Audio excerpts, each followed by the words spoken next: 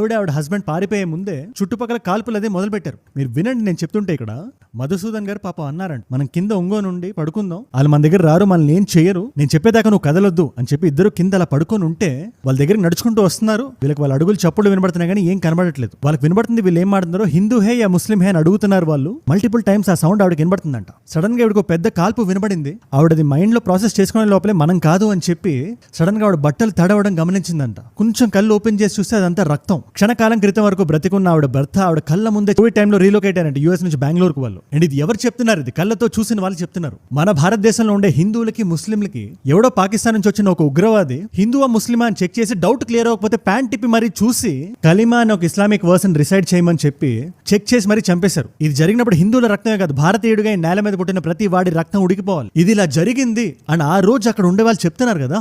అలాంటి నిజాన్ని నిర్భయంగా మాట్లాడితే ఏ మతం వాళ్ళ మనోభావాలని ఎందుకు దెబ్బతింటే